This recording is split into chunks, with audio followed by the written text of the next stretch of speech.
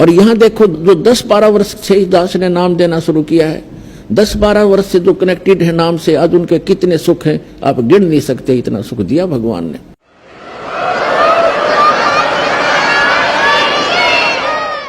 तो पावर से कनेक्शन होगा तो आपके सारे काम चलेंगे।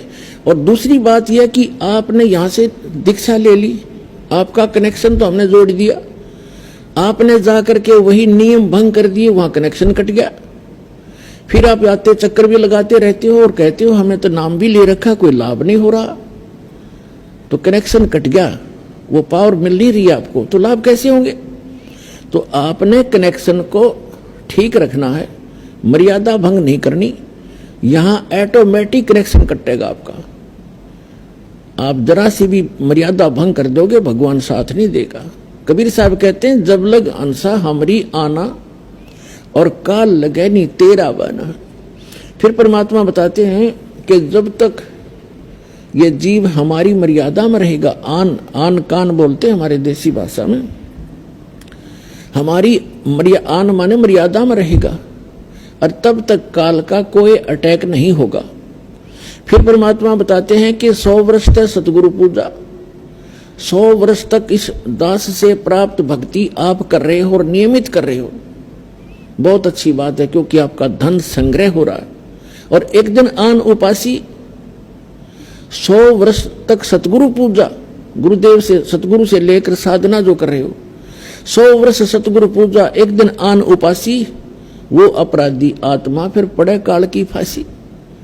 अब 100 वर्ष साधना कर ली, एक दिन आस्था हटेगी, आस्था हटेगी तभी तो हम आन उपासना करेंगे, तो आप गए काम तय।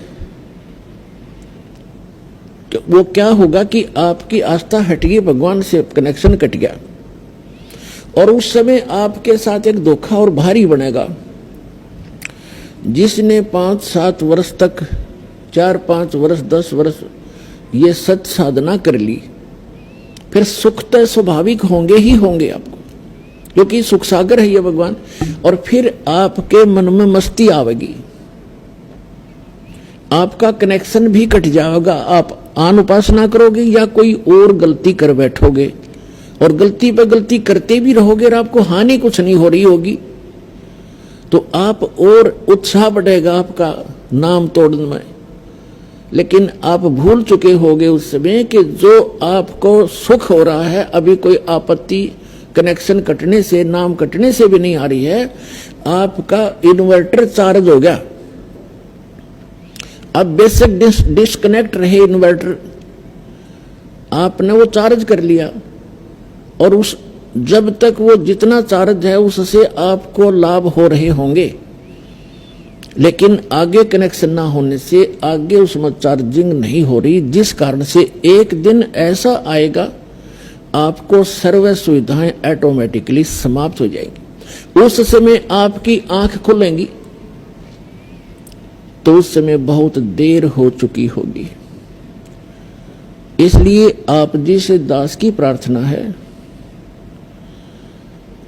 कि मर्यादा में अवश्य रहना, नहीं तो आपने उलाने दे जाओगे कि नाम भी ले रखा है, पाठ भी करा लिया, जोत भी चढ़ा दी, 2 वर्ष हो गए नाम लिए, न कोई लाभ नहीं हो रहा, ये कोई हो सकता है?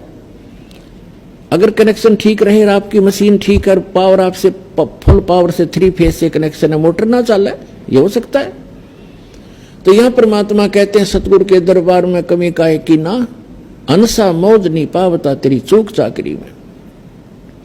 इस सच्चे दरबार में कोई कमी नहीं किसी भी वस्तु की, आपको मौज नहीं बख्श रहा भगवान, तो आपकी कोई सेवा में, आपकी पूजा में, आपकी कोई मर्यादा में चूक है,